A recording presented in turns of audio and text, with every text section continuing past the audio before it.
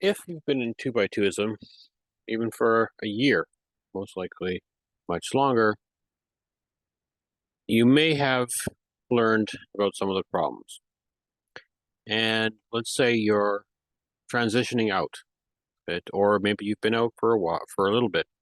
It, the key thing is that you do the recovery process in a particular way so that you're successful with the recovery of being in 2x2ism. So it's going to kind of start from the top.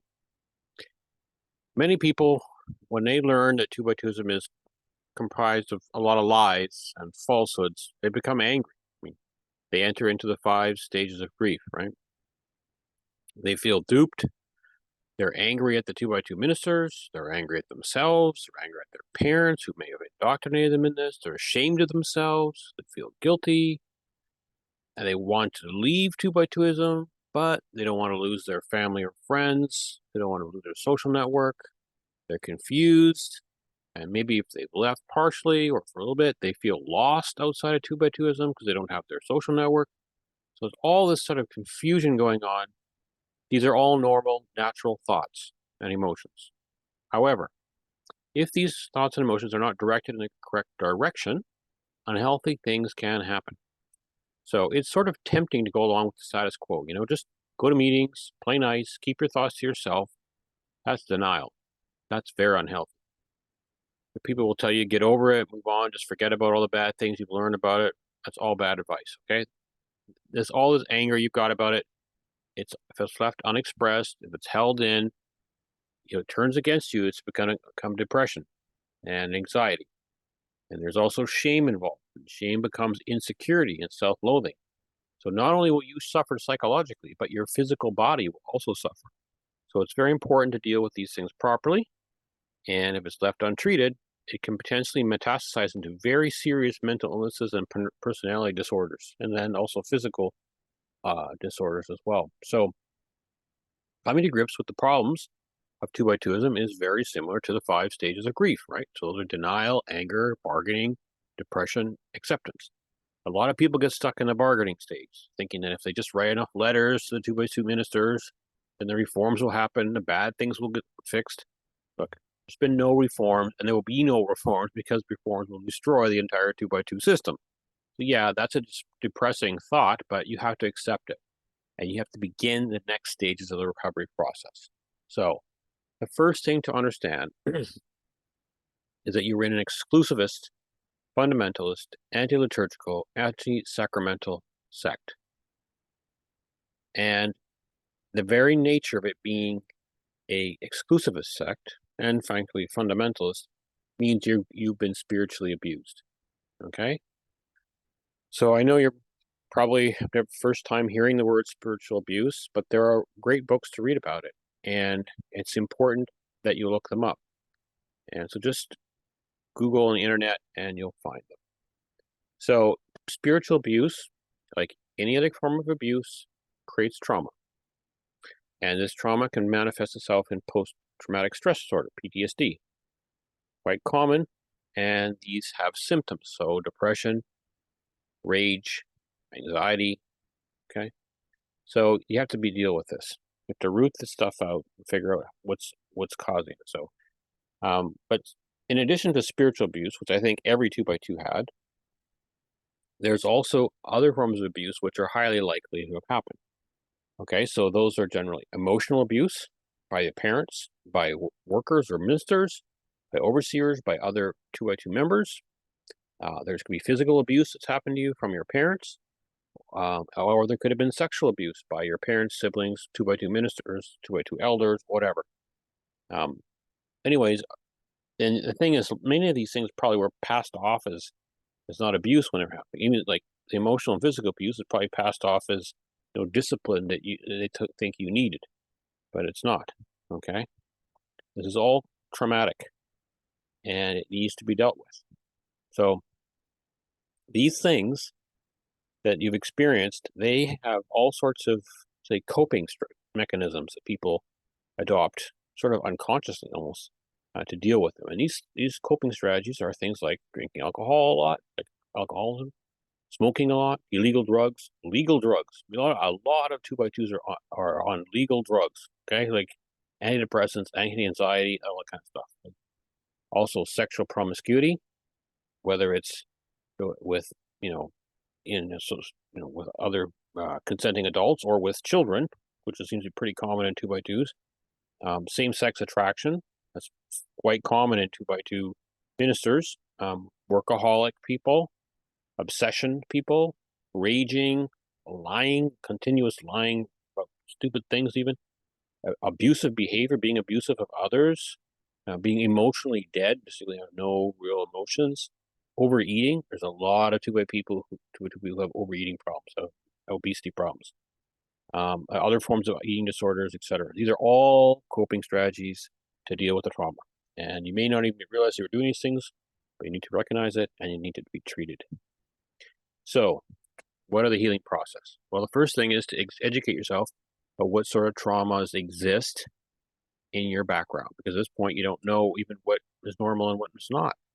And the way to do that is to read some books about it. I mean, there's probably YouTube videos you can check out, but books are probably the best because it's really well explained. So I'm going to give you the names of a few that are really famous books. One is called Toxic Parents. Another one is Soul Survivors. And another, The Body Keeps the Score. This is very famous. Why Does He Do That? Another famous book about abuse. So some books about spiritual abuse. Here's some. The Subtle Power of Spiritual Abuse. Churches That Abuse. And Redeeming Power, Understanding Authority and Abuse in the Church. Another book which is very good, it's about abuse in general, it's The Verbally Abusive Relationship. Okay, so you can look at these, and if you read through them, they're all full of case studies about abuse. Okay, so they have other people whose real life stories about the abuse they experience, and you can compare and contrast that with your own life. Like, well, did those things happen to you too? Well, yeah, that's what abuse looks like. Okay, it's very helpful. Now, it's probably reading this stuff will be triggering for you, but that's important. That's part of the healing process, to start getting these triggers set off. Okay. So as you read the books, you're going to start to piece together how your background might be similar. And this, like I said, you've been raised in an exclusivist, fundamentalist, high control cult or sect, and so there's going to definitely be abuse. So you're just going to figure out which pieces exactly happened to you. You may have been, in addition to this, may have been robbed of your identity, sense of your national identity or civilizational identity and so forth. So these are important things. So I'm just going to list some things that were kind of common for me, specific to me from 2x2ism. And that is, I was isolated from normal society, so I had really no concept of what life was like outside of 2x2ism. I was afraid of the worldly, so to speak. I had no radio, no TV, so I could not relate to other children at school or playground. So I was terrified of being teased by these children if they found out I had no TV or radio. I had little access to books other than Bible readings assigned by 2x2. I was told that if I left the meetings or I didn't do all the 2x2 things that they told me I had to do, I would be destined to hell and I'd be struck down by lightning. Right? That's psychological terrorism to teach that to kids.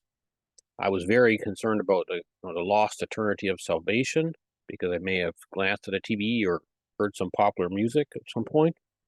I had no real friends because of the isolation. I really didn't know anything about popular culture, so I always felt like an outsider or a fraud. Other people were talking about it. I wasn't allowed to play sports, so I had no ability to relate to others about sports. I was scared that other children would find out I was in this no-name crazy church, and they would tease me for that. So, kind of psychological terrorism at home, in the cult, and from kids at school, right? Constantly living in fear. I had no connection to the culture of our civilization. I really knew nothing about history other than the 2x2 nonsense that they've told you. And I had really no appreciation for the great things of our civilization, such as art, opera, philosophy, classical literature, so forth. Okay, so those are just some very general things that I think everyone who's been at 2x2 probably had, but there's much more, as I mentioned earlier, in terms of much deeper trauma. So once you have a framework, what is normal and what is not as abuse, You should write them all down. What was a problem in your background? So you kind of write an autobiography about your experiences, about the abuse and how it made you feel and think at the time. You can post this online if you want or not. But the key thing is the writing, because the writing process helps you organize your thoughts and it stops you from second guessing things about the past, right? And you combine what you've learned from the books about abuse, you can now start to see the links between the events in your past and your current thoughts and behaviors you have, like how those things in the past impacted the way you think about things or behave in the present. So now you're ready to find a therapist if you desire. I mean, it's possible you could actually do all the therapy yourself just using these books I mentioned or other therapy books. But if you think you need a therapist to talk to, physically talk to, or online, go for it. There's many who specialize in trauma. You may even find a Christian one. That's probably even helpful. One of the most effective ways to deal with PTSD is with the EMDR treatment, which is been very helpful for complex PTSD, actually for military people, to be quite frank. It basically reprograms your emotions at the time when the trauma was happening. So very helpful. There are other types of therapy, cognitive behavioral therapy or internal family systems or dialectical behavior therapy. You may check out some interviews with Christian therapist Patrick Doyle on YouTube. He's got a lot of really insightful things that are relevant to 2x2 situation. And you may even use group therapy. Some group therapy is free, such as the Adult Survivors of Child Abuse, ASCA.org. Okay, so that's once you're getting this therapy, whether you're doing the therapy yourself or you're having a therapist help you along in the process, you're going to start to heal those old open wounds, okay? And you're going to start to lose the need for any maladaptive coping strategies you have. So the faster you get rid of those, the better, right? Because they're crutches. So you may, depending on the crutches, you may need to enroll in some additional programs. So like if you're a substance abuser, like alcohol or drugs, you probably need to get enrolled in an AA program. Probably need to introduce a lot of physical exercise. You probably need to get a nutritionist if you got eating disorder problems. Yeah, things like that. Body pains, there's things for that as well. But just kind of, you want to try and, work on these things all kind of at the same time. Here's a key thing. You're going to need to get yourself away from 2x2s, 2x2ism, and talk of 2x2s if at all possible, because all of these things are triggering. And I mean, even social media or websites about X2x2s or 2x2s, just stay away from them, okay? I mean, there are people who've wasted decades on these X2x2 sites, okay? They're just reliving their past. It's not healthy, and if you suffer from anyone else, abuse from anyone else, who in your family or so forth, also get away from them. You can't have these people around you when you're healing, because they're just going to re-trigger you in a really negative way. Okay, they're going to re-traumatize you. So if your parents or siblings are involved in the cause of your trauma, you need to get away. No contact until you're healed. If they can't change their behavior, you might have to be no contact with them for basically the rest of your life. But this is a key thing. Now, and I'm going to say that again, get away from 2x2ism, 2x2s, X2x2s if at all possible. It's just not helpful. Maybe it's good in the first month or two to kind of figure out like what's happened to you, but then you got to get away because you need to move into the healing phases. So here's probably one of the keyest things about healing is this: to surround yourself with loving, normal people. Okay, so like I said, if you leave 2x2ism, you're going to lose your old 2x2 social network. So not having a social network is traumatic in and of itself. Okay, humans are social animals, so you need a social network. And the trouble is, so most 2x2s, they do this transition process terribly because they don't know how. So what they do is when they leave 2x2s, they usually go to networks of X2x2s, usually online or even there's some in person. They may have like home meetings with them. Okay, that's not helpful. Others try to replicate it by joining another fundamentalist sect, like Jehovah's Witnesses or Church of God or Calvary Chapel or Pentecostal or something like that. Okay, so basically it looks and feels very similar to 2x2s, but doesn't have the same stain on it. That's equally, you're not really solving much. You're just jumping from one fire to the other. Now there's a third group of people who They go from, look, if 2x2ism was bad and false, then Christianity is bad and false. And they become atheists. And so they have no social network except for basically people they might know from work or from school or something. Now, those people, they might be helpful friends, but they might not be. They might be just people who like acquaintances. So there's a lot of people out there who are X2x2s that have, almost very little friends. And this is super dangerous. So the most healthy transition process when leaving 2x2ism is to join a normal church as quickly as possible, because this gives you the quickest way to a healthy new social network. So regardless of what you think about God exists or doesn't exist or whatever your thinking is, it doesn't matter. Join a healthy, normal church as quickly as possible. You need it. So what kind of church? What's a normal, healthy church? I'm going to give you some examples, and I'm going to talk about ones that you shouldn't be joining. So the ones that you should consider are Anglican, Episcopal, these types, Lutheran, Methodists, United Church of Canada, Congregationalists, Eastern Orthodox, Dutch Reform, Roman Catholic. Okay, these are kind of the main, we call sacramentalist, liturgical denominations. The reason, if you're curious why I didn't, the other ones I'm going to tell you in a minute, but I'm going to tell you right now, you need to avoid fundamentalist churches. You need to avoid hyper-liberal churches, okay? Hyper-liberal are things like the Unitarians, Unitarian Universalists, and so forth. You need to avoid mega churches, like the Joel Osteens. You need to avoid entertainment churches, like the Hillsongs. And there's other ones called prosperity gospel. Avoid, okay? So I'm going to tell you now why I have this. This is very important. So the issue is 2x2ism is a 4-layered onion of indoctrination. Exclusivity, fundamentalism, anti-liturgical, anti-sacramental. Okay? So, yeah, you figured out now that exclusivity is wrong, right? So the problem is, like I said, if you just say, I'm going to go to another place that's not so exclusivist, that means you're going to probably be Church of Christ, Pentecostals. There's a bunch of non-denominational churches, by the way, who actually are Pentecostal, or affiliate with that.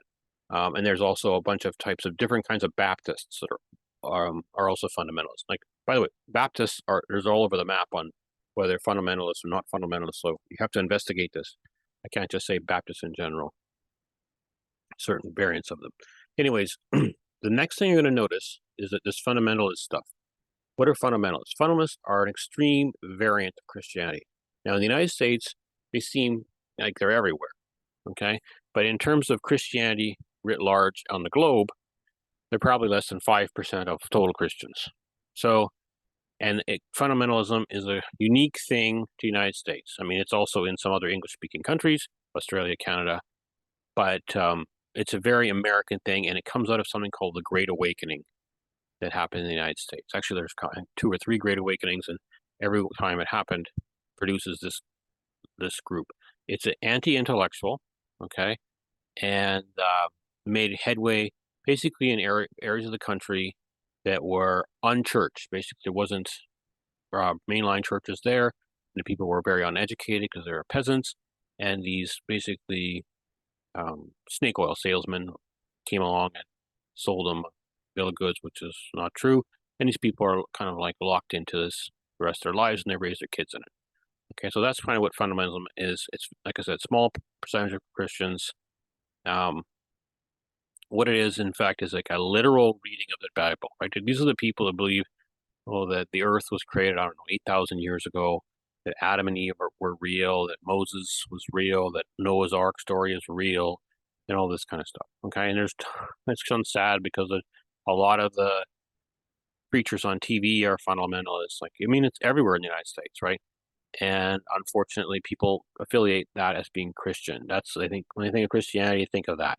Which, in fact, like I said, it's probably 5% of Christians are actually fundamentalists.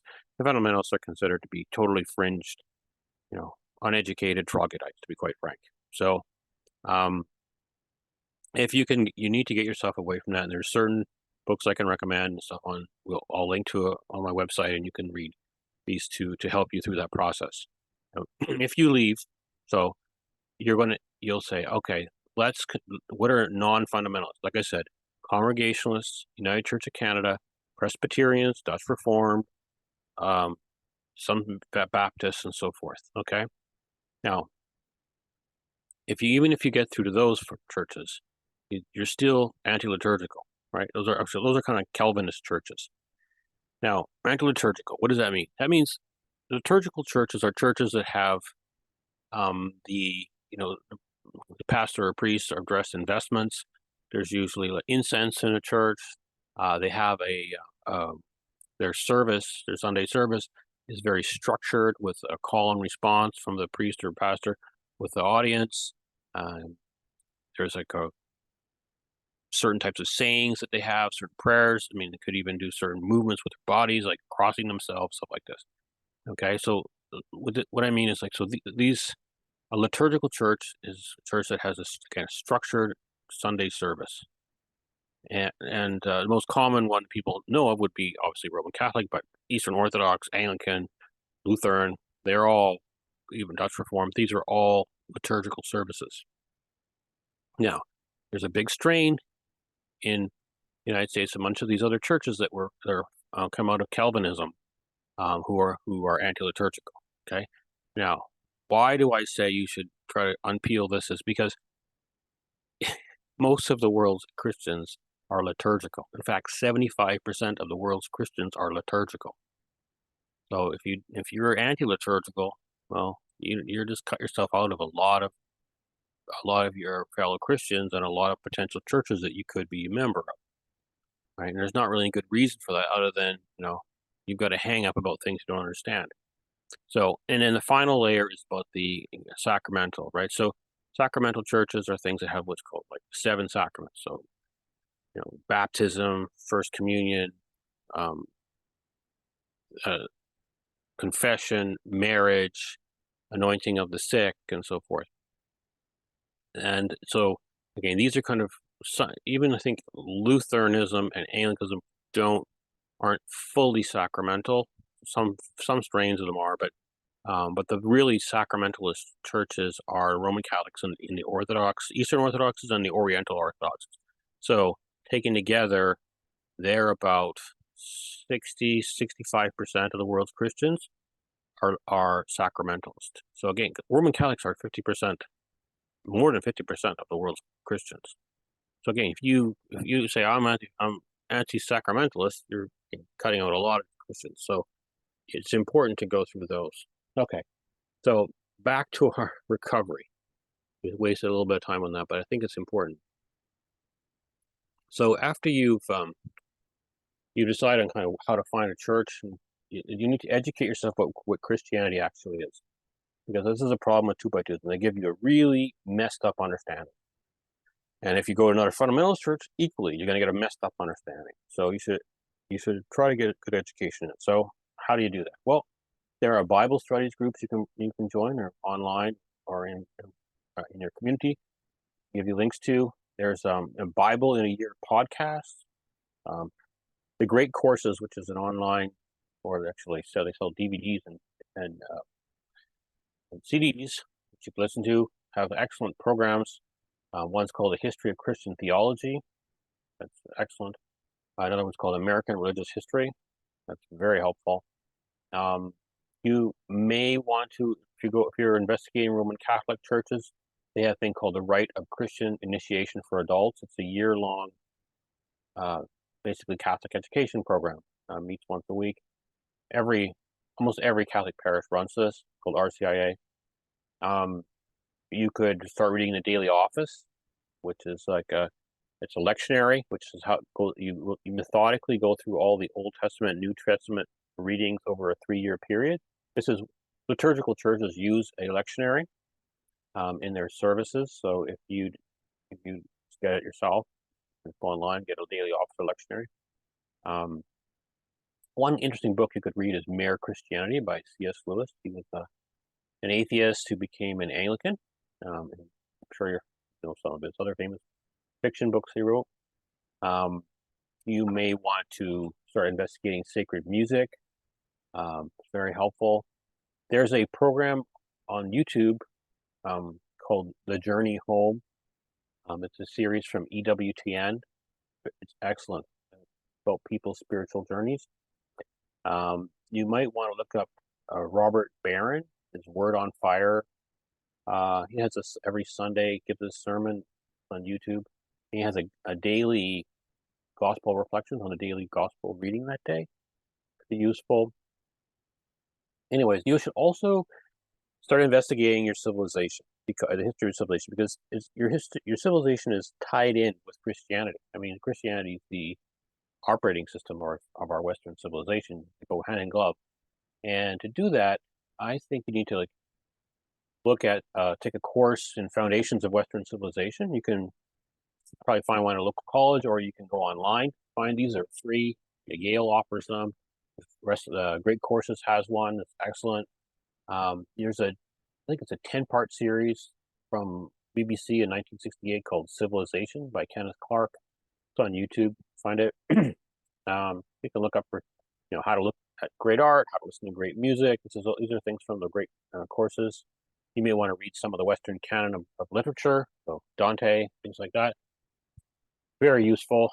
There's all kinds of programs to help you through this. Like on my website, I have links to them. You really need to take control of your life, okay? This is the key thing. You've been living a prescribed life, but 2x2ism. You need to take control of your own and live it. And that means you need to do the 5 key aspects of healthy life, which are deep relationships. You need to do parenting or mentoring. You need to have meaningful work. You need to have lifelong learning, spirituality. Okay? So if you have a spouse in 2x2ism and you don't want to be in it, you need to learn how to deal with it, what's called a divided home. And we have some tools for that on our website. If you have parenting or relationship problems, there's also tools for that. We have also for parents with children, how to deal with that. If you're under 18 and you're living with parents who are 2x2 and you want to get out of it, we have resources for that. And if you're a 2x2 minister and you are wanting to leave, we have resources for that. I hope that's helpful. Anything at all, you can always contact us, but we have a lot of resources on our website.